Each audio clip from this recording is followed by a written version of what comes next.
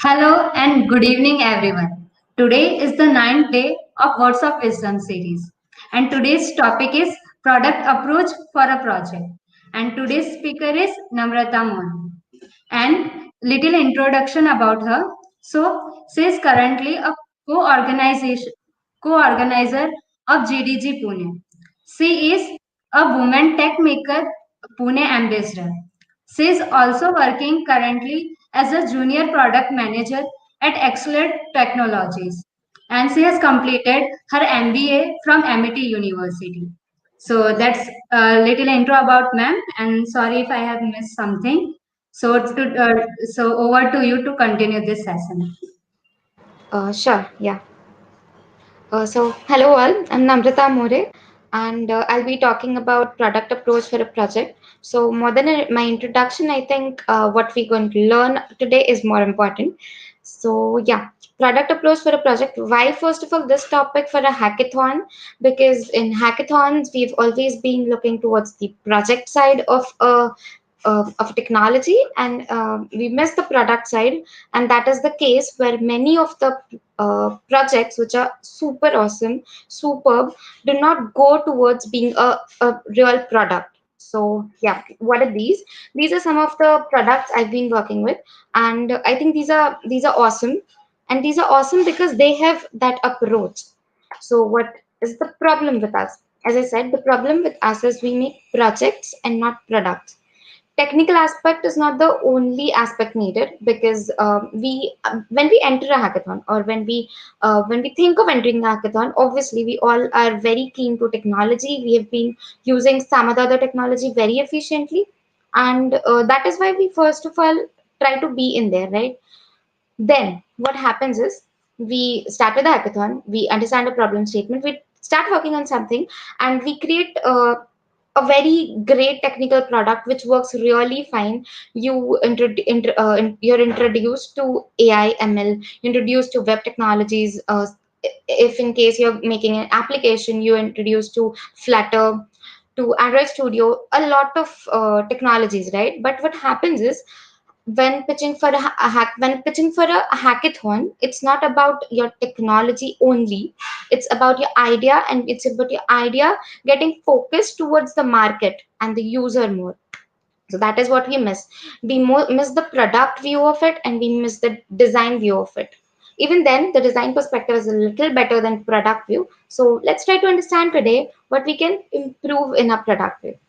Okay, so a very technical part of understanding how a product works is top bottom and bottom up approach. Now, I can't just say that do go with a top down and not a bottom up approach. No, there are ways in which you can identify what your product should follow, and how should your product be approached. Basically, what top down approach is, first you understand the market.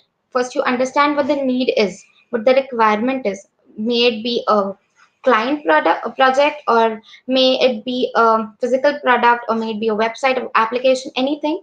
First understand the market strategy, what the market needs, and then come up with your analysis of it, and then, you know, understanding what they exactly need. So basically, with this diagram, we can understand that interaction. So go to the society, go to the marketers and the users, the stakeholders, and understand what they exactly need, and then analyze in that context. Then the design is created, and then the construction and implementation is done, and then it's distributed. So this is the top down approach. And what bottom up approach is, first you whatever you have in your hand, whatever you think of making as a product, that you make, you construct and implement it. Then you analyze in some context, like what is your target market, what is your target customer, and then you try to interact with people and, you know, distribute it. So both of these are completely inverse of each other, and both of these are important to understand. It's not like we can always go with one of these. Obviously, as I said, product design follows top down approach, because product design teaches you to first understand the market, the need, and then go towards building a product. But in some cases, where you do not have everything in hand, at that time like in case of some random stuff, like there are many hackathons or there are many competitions where you've been given some material and you've told, make something out of this. Now there you cannot go towards the need first. Then what you have to go do is understand what you have first in hand, and then make out something and with that, and then try to approach and interact and update it according to the requirement and the customer, the users. So what happens is, we generally, for a project, for a product, while engineering, while doing BSc engineering projects, what we do is we directly go towards building a project. We never understand. We do not go in either of the two processes most of the time. I have too been in the same situation while doing my engineering. So what happens is, we randomly take up some topic. We just see some problem statement, we take up some topic, we google out first of all, then we take up something and we build it. So this is not the way of doing it, right? I mean, obviously many of you have known, or many of you must have gone through these process, and if it is, it's really good. But from my understanding, what I know is, you should at least follow one of these. And while going for a hackathon or while going for an idea pitching, you should go for a top down, where you understand the needs and then go towards it. So yeah, these are the two approaches. Try and understand what type of product is yours, in what situation are you, and in that way you can then analyze yourself and talk to some mentors and decide what you want to. But follow a procedure, do not go randomly, because innovation is exciting. However, product approach needs a user using your product. Even if you go from a top down or a bottom up approach, at last, this product, why you making this product for someone, so need to understand who is that someone. Information hierarchy is used to guide the user's attention. Okay, so you must be thinking, I am a technical person. I mean, you are a technical person. I am a technical person. We are technical people. And why should we understand the information hierarchy? Because literature or words or alphabets, we rarely think about these perspectives while we go towards technology or technical side of it. So why is this important? Because you have a product in your hand, but how to market it, right? The customer does not see your product at the first stage. What the customer sees is your logo, is your name, is your presentation of your product. So that is what is important. Now here, this is a very cliche term, but still you will probably, I think, will follow this procedure while you read this stuff. Okay, so let's take 3 to 4 seconds to read this.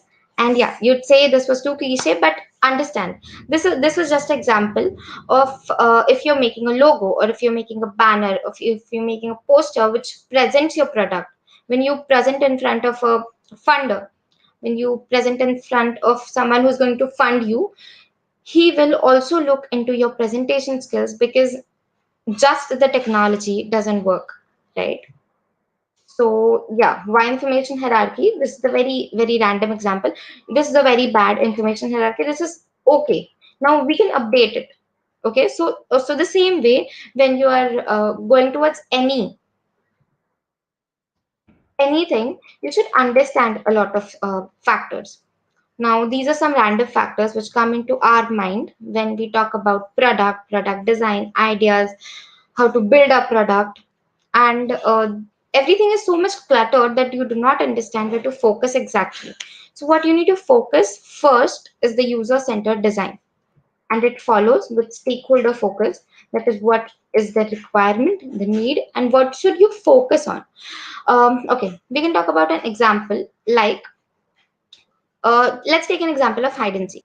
Hide and seek isn't focusing just on a biscuit, on being a biscuit. It's also focusing on its overall approach. Now, just think of it. If there's if you go into a shop and there are two packets of biscuits, one is a very shiny, like one is hide and seek, and the other one is a brown packet with no shine and just a brown paper-like packet.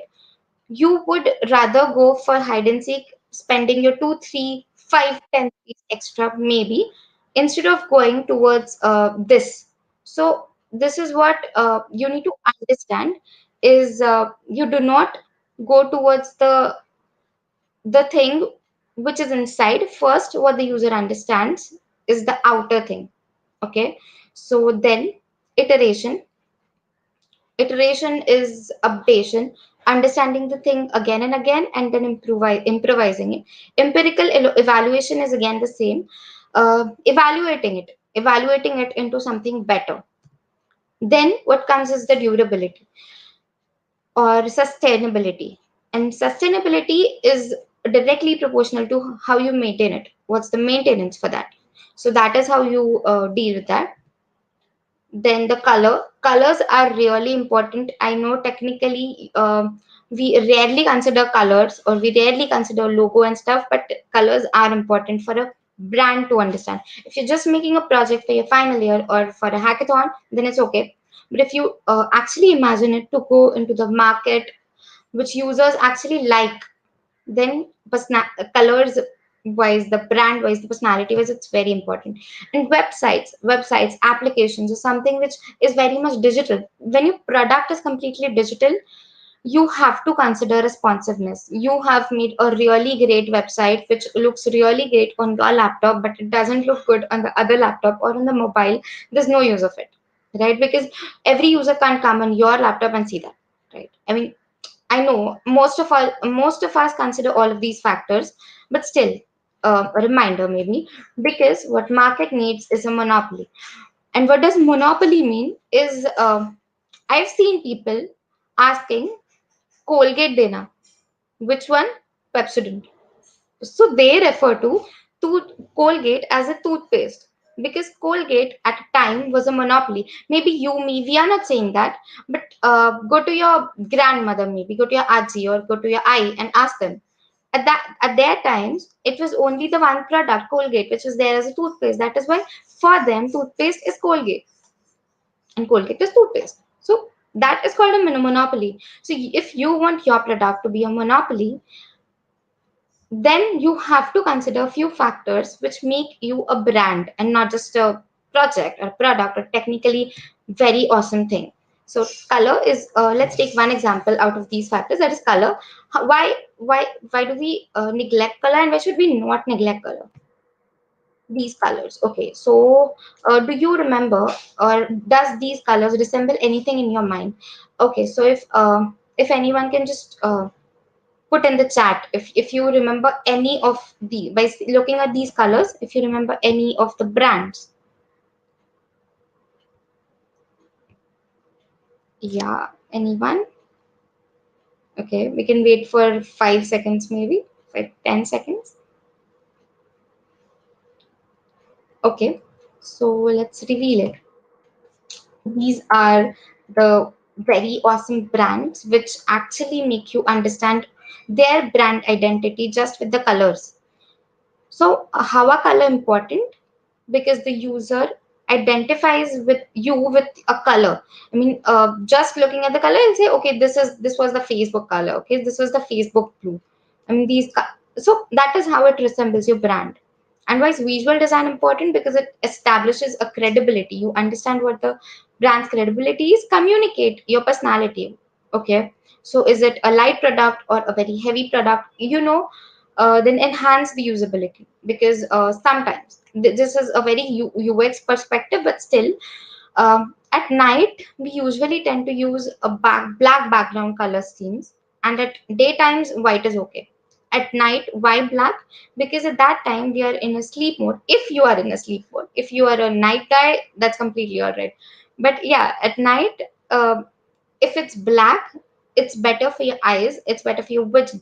You tend to move towards a black scheme than rather than a white scheme. That is what I suspect. So if only thoughts were visible, writers would be painters. Then now these are very big proverbs, but yeah, what these make you understand is, uh, you cannot just write down everything and explain. Sometimes even a color explains a lot of things. Like I said, black and white, it shows you that it is compatible of something. Like we have a lot of websites right now, where you can switch on to black and white, that is bright and dark scheme. And this is what makes your product, your website, your app responsive to all the factors. Okay, so let us understand what a product analysis means. Okay, now we've got to understand what a product means. We'll understand what a product analysis means. Google Analytics. Okay, so you would have heard about Google Analytics, and you must be thinking, we're just into a hackathon. Why should we go to Google Analytics? Because if you're thinking of future perspective where you have to do this, then you have to understand what analytics means and what do you get by analytics. What do you understand by it? Now here you can see the active items right now, 31. So basically it gives you a complete overview of what your website is doing right now. How many okay, this is a demo website, this is a demo statistics on Google Analytics. So yeah, this is a demo statistics, so which shows you that 31 are active, then your users are 13K. You It gives you exactly the thing you want. That is, what device is it, other people more using it more of, what browser are they using, is it Mac OS, or is it Windows, or is it Linux. So it gives you overall analytics of what exactly your website or your target audience is doing, and in that way you can improve. Like if my target audience is using Mac, then I think I should go for Mac. I think I should go for more responsive towards Mac, because more users are those. So Google Analytics won't give you a perfect product, but it will give you analytics because of which you can enhance your product. Okay, so these factors just tell you what to do. They cannot do it anything by themselves. Obviously, at last, it's you who will be doing it technically. How can we mitigate, build efficiently, measure success, learn and repeat? And to learn, you need to first go to a minimum viable product. Minimum viable product, MVP, is the first stage of your product, which you can give to a user and ask him, is it good or not? Should I go with, should I update it, or what should I update it, or what is the what is something that you would like in this, and what is something you would like to remove from this. So for that, first you need to create a prototype or a MVP and prototype are different, because prototype is does not require it to be technically correct. It can also be a design prototype which is not linked with your which is not hosted, maybe a website which is not hosted, just a design. That can be a prototype, but MVP is something, a very basic product of your idea, and that can be made by observing and growing, of course. Do you know that who was the third man to walk on moon? Or do you know who was the third holder in football cup? Or okay, this is a very weird scenario, but still. So why thirds or why second? Because coming up on the first page of Google is really important if you want your brand to be established, and that can be done with the help of SEO. SEO has many factors, and these are some of them, like Google Keyword Planner, AdMob. I can tell you a little about all of these, not all, not in deep, because I think it'll be another session. It'll be complete another session on SEO. But yeah, Google Keyword Planner is where you can have your own keywords. What is your website exactly about? That that is where the SEO takes your page up on the Google browser. So what happens is sitemaps. What sitemaps does is your website, when it comes on Google, how does it look? What are the four factors, the four main tabs that you want them to be resembling on there? That can be done with the help of sitemaps. AdWord is used for advertising, then AdMob. Then we have social media campaigns on LinkedIn or on Twitter, and you can link that to Google Analytics and get an analytics of how is that exactly working with your website. I mean, if I launch a new if I launch new campaign, and if I have something, some good feature on my website, and I post that on LinkedIn or Twitter, then you can attach those to your website as well as to Google Analytics, and you'll get a analytics of that too, that how much are the viewers and everything. Google page speed insights are, you can get that on Google page speed as well. Then Google Search Console is where you link your sitemaps to, and you understand with these basically you understand where your target audience is and where to improve. I mean, improving is in your hand because you all are technically really strong, but what you need to understand is where to improve, and that can be understood by these factors. There are some finer points to analytics. Now, this is something a little different to understand how analytics exactly work. It's analytics intelligence, it's data analytics and visualization, then it's data activation, it's reporting, it's data collection and management, and it's integration. So these basically tell you the basic AI functionality which works behind your Google Analytics, which uh, shows you how exactly this website, this application, or this advertising is working. Machine learning process which follows this process is basically focused on user. So basically, focusing on user, then define the objective, what the user exactly wants, collecting the data, training and testing the models, predicting and evaluating. That is, after training and testing the models, what you get is the evaluation after prediction. Why prediction? Because AI is predicting something and evaluating something, which is either again focusing on user or is collecting the data. So prediction, what prediction does is, how is your prediction enhanced? When you give more data, your prediction goes on more accurate, right? And to have a good accurate data, first you need to target your users. You need to target your users correctly, then you'll get a specific correct data, then you'll get a good evaluation. So first set your target. To do any process, to make any product, first set a target and then go towards building. Target users, okay? Not just the target of your project or problem statement. Target users who will be using it. And yeah, of course, so user experience and UX is not some button in your Photoshop. I mean, there have been many people who say, I know UX, I'm UX designer. So it's not like I make a design and I just click on UX in my Photoshop or Figma or some design like Adobe XD, and I make it user centric. No, it's a approach. It's a complete different approach for which you have to analyze what your target audience exactly want. And what it follows is, now these are some industrial process which we follow in industries to make a complete product. Because we are in college, we are known to a lot of processes which we are being taught in every year. Every year we get to know different process, like waterfall, then a random process, and we tend to go towards any process anytime, whichever comes to my mind first, I'll go with that, right? But what you have to understand is why UX process, because it gives you a complete understanding. Like first you have your idea in your mind.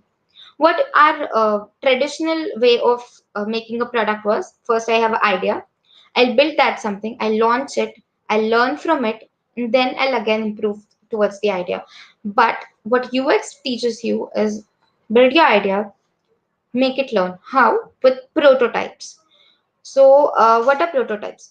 Some very, very small prototypes. Like you can make a website with some drag and drop softwares.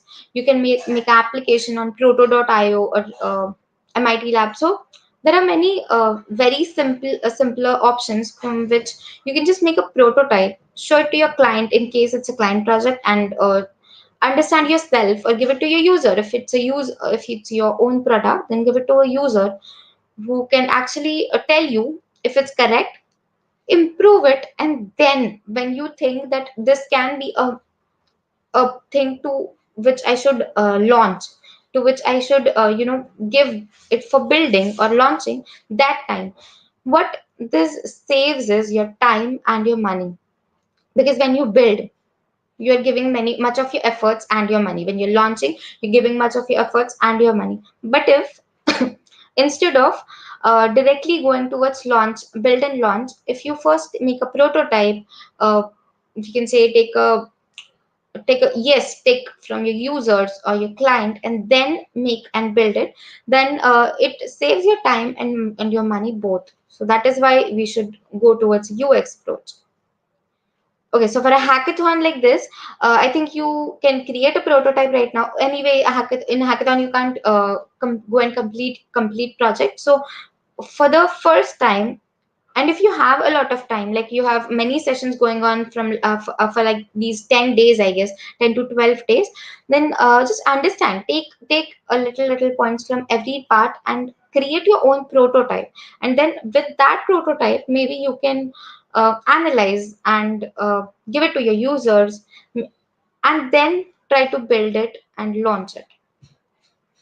Okay, so this is a very relative thing for me, being a web designer. I think I really hope you all relate this to. What happens is our clients or the users are never satisfied with what we make.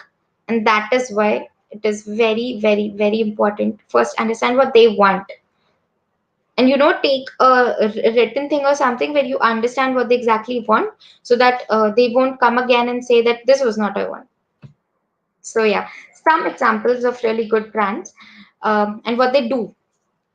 Oreo used extended pack of Oreo biscuits as an illustration on 21st June, which is the longest day of the year. So they launched this longest pack, super value pack of Oreo on the day when it was the longest day of the year. So these are, I mean, these may tend to be a little funnier also sometimes, or these may tend to be a little growing up also, because they wanted to update something. They took that to be to resemble something else, so that these posts would be trending more. Like if they launch this and they put it on Twitter with hashtag longest day of the year, I think many of us would also retweet it, right? Just to show that I know which is the longest day of the year. So resemble it to something else. Advertising is more important. Branding, how your product should look, because the customer is the king of the market and infographics is the queen of the market, because this is what infographics make it look better. Okay, taking a very big brand, Tesla. What Tesla does is it says good guy brand. It's said as a good guy brand because all our patents belong to you. Now they are not giving us the patent, of course, but they're just saying that you are our users and this is all for you. This belongs to you, and this makes the user feel really good, and that is why they are being said as a good guy brand. Okay, then getting free ads from fans and supporters, because when this is said, many of us would retweet it or repost it. And they run many campaigns also, or contests, which actually make the users feel good about the product. So that is how a good product reaches us. And what and reach as in, it is more of what your product is and what you want it to be reflected of. Because sometimes I am making a website which is a e-commerce website, for example, and I want to have everything in this e-commerce website. Okay, so what I'll do is uh, I'll have something like Big Basket also. I'll have something like Amazon also. I'll try to incorporate everything at a time, and it won't reach anyone. So that should not be the thing. Try to understand what you exactly want to focus at a time, so that it should resemble, it should reflect of something, right? For example, Big Basket turned out to be a really good startup in last 2 years. Why? Because it focused only on doorstep markets. I mean, when you cannot go to a market and buy something, that would come to your house, maybe free of charge or maybe a little charge, and it just focused one part of the market. So focus on one part of the market at a time, then you can obviously extend your reach and go towards more of it. And of course, don't present your product, educate your product. This is very important when you're presenting or pitching idea in front of uh, a person who's going to fund you, right? Why? Because presenting your product is like it's like someone else made a PPT and I'm just coming and presenting it. That is what a presenting is called. And educating is your product means trying to educate what exactly it is. What is the need? What was the need of it? Why you first of all created that product? What is the use of it, and what users think of it? So when you have an analysis of the users, when you have your surveys or something, then you have exact statistics of why I am creating this, or why is this good, or why you should invest in this. Because what investors want is a reason to invest. Why would they invest in something which is not even user approved, right? So get some approval from users, get some approval from someone. Okay, so try to make that product relate to your investor as well. That is educating your product. And at last, it's all about being compact, because this is a world which needs everything to be very compact. I mean, I really like compact phones. Like I use a really small phone. I use iPhone SE. So SE is a very small phone, which I think has almost everything which I need as a phone.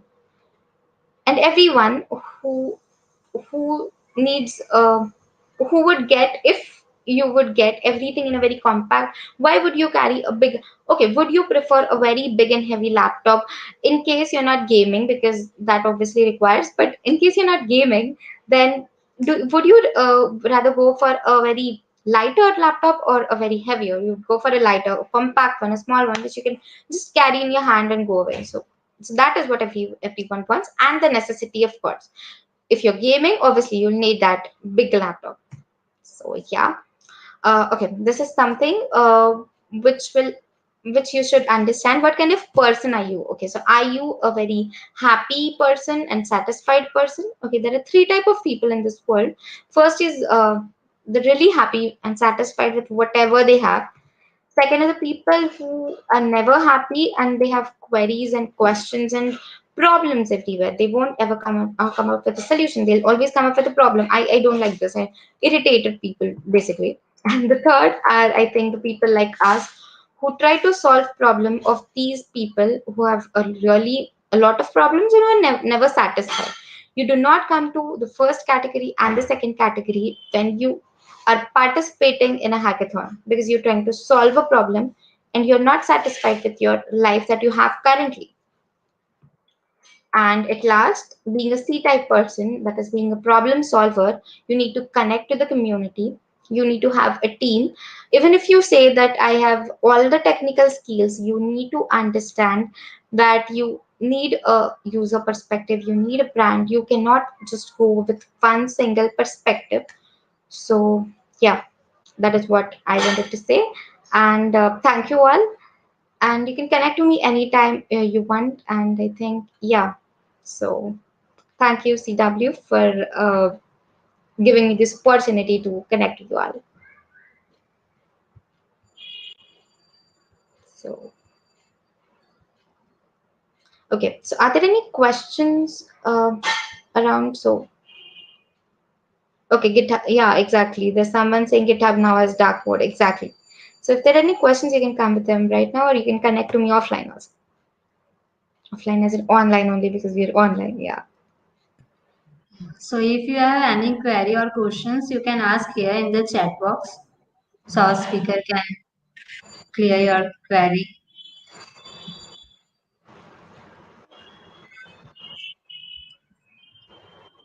Okay. Okay, so as no questions are coming, so thank you very much for this session. As everyone is creating projects and they have to focus on several approaches to make their product best. And so thank you for this session. And guys, we have some moderators. They will share the feedback link and the form that has to be filled up compulsorily in the chat box. So please fill up that form so that we can share the feedback with our speaker as well. So thank you very much, ma'am. Thank you.